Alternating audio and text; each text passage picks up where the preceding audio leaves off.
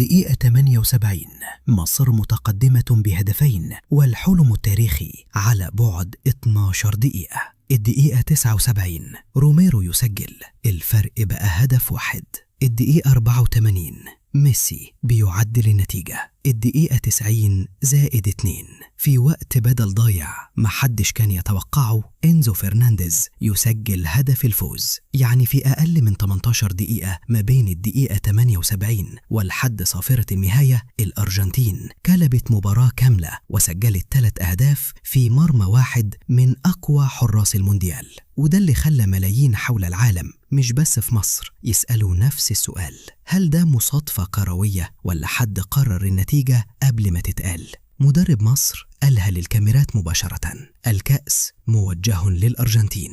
لاعب مصري وصف المباراة بكلمة واحدة: مرتبة. وإذا كنت فاكر إن دي أول مرة حد يتهم فيفا بترتيب نتيجة، يبقى لازم تكمل معايا للآخر، لأن اللي هتشوفه دلوقتي حصل قبل كده فعلا وثبت بالمستندات مش بالإحساس. قبل ما ندخل التاريخ خليني أوريك التفاصيل اللي فجرت الغضب ده كله.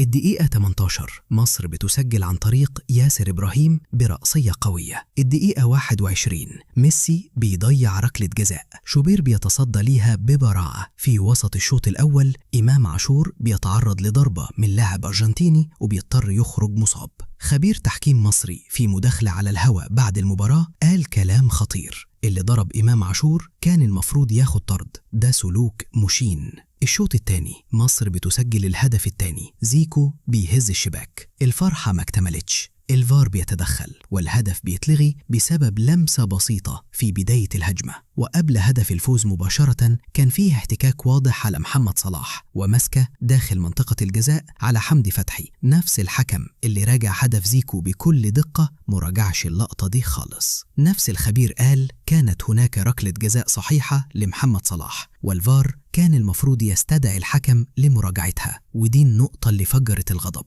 صحفيين عالميين كبار مش جمهور غاضب بس اتكلموا عن عدم اتساق واضح في قرارات الحكم. بس السؤال المهم: هل عدم الاتساق ده معناه تلاعب مقصود؟ عشان نجاوب لازم نرجع بالزمن. سنة 2015 27 من مايو، الشرطة السويسرية بتقتحم فندق فاخر في زيورخ. مسؤولين كبار في الفيفا بيتقبض عليهم في الصباح الباكر قدام عدسات الكاميرات. مكتب التحقيقات الفيدرالي الأمريكي كان بيراقب المنظمة لسنين. النتيجة رشاوى بأكتر من 150 مليون دولار على مدار 24 سنة. مقابل إيه؟ حقوق البث، رعايات، واستضافة البطولات. رئيس الفيفا وقتها سيب بلاتر اضطر يستقيل. دي مش نظرية مؤامرة، دي قضية اتحكمت في محكمة أمريكية وفيها اعترافات موثقة. يعني الفيفا نفسها عندها تاريخ فساد مالي مثبت بالمستندات. سنة 2010 لجنة الفيفا التنفيذية بتصوت لاختيار الدول المستضيفة لكأس العالم. روسيا تاخد نسخة 2018، قطر تاخد نسخة 2022. بعد سنين من التحقيقات اتأكد إن 6 من أعضاء اللجنة أخدوا فلوس مقابل صوتهم. يعني اختيار الدولة المستضيفة لأكبر بطولة رياضية في العالم كان ممكن يتشترى لو استضافت بطولة كاملة اتباعت. سنة 1973 تشيلي المفروض تلعب مباراة تأهيلية ضد الاتحاد السوفيتي، بس الملعب المفروض تتلعب فيه المباراة كان في نفس الوقت معتقل سياسي. فيه معتقلين اتعذبوا واتقتلوا جوه نفس الاستاد. مفتشين الفيفا زاروا الملعب وقالوا إنه صالح للعب. السوفييت رفضوا يدخلوا الملعب وانسحبوا. تشيلي دخلت الملعب الفاضي، سجلت هدف رمزي، وسجل الفيفا فوز بهدفين. الفيفا وقتها اختارت تتجاهل الحقيقة كاملة.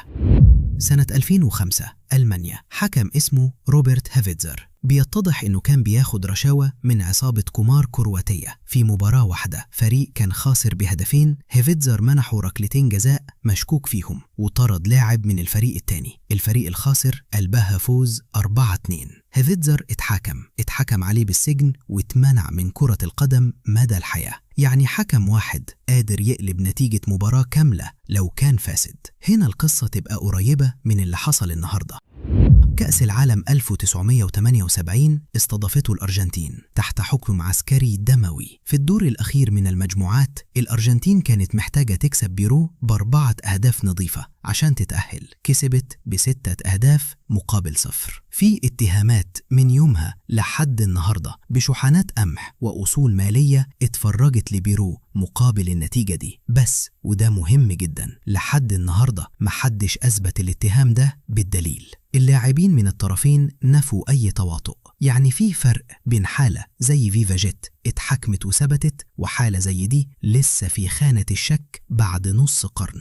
يبقى نرجع لسؤالنا الأساسي، هل فيفا بيلعب بالنتائج؟ التاريخ بيقولك أيوة، في حالات ده حصل فعلا وثبت بالمحاكم والمستندات، بس التاريخ برضو بيقولك حاجة تانية مهمة، إن مش كل غضب معناه تلاعب. في حكام بيغلطوا من غير رشوة، من غير نية، وفي حالات تانية زي الأرجنتين وبيرو فضلت في منطقة رمادية، مؤكدة من ناحية الشك وغير مؤكدة من ناحية الدليل. مباراة مصر والأرجنتين النهاردة قدامك كل المعلومات، في غضب حقيقي، في انتقاد عالمي موثق، في تاريخ فساد حقيقي للفيفا. تفتكر مباراة مصر والأرجنتين ومن قبلها مباراة الرأس الأخضر والأرجنتين تم التلاعب فيها لصالح الأرجنتين، بس لسه ناقص دليل ملموس يثبت الكلام ده. وهل محتاجين نشوف أدلة ملموسة أكتر من اللي شفناه بعينينا كلنا؟ تفتكر مباراة مصر والأرجنتين ومن قبلها مباراة الرأس الأخضر والأرجنتين تم التلاعب فيها لصالح الأرجنتين، بس لسه ناقص دليل ملموس يثبت الكلام ده؟ وهل محتاجين نشوف أدلة ملموسة أكتر من اللي شفناه بعينينا كلنا؟ اكتب لنا رأيك في التعليقات، ولو عندك أحداث تانية تم إثبات تلاعب الفيفا أو الحكام بالنتائج اكتب لنا في التعليقات، ونشوفكم الحلقة الجاية.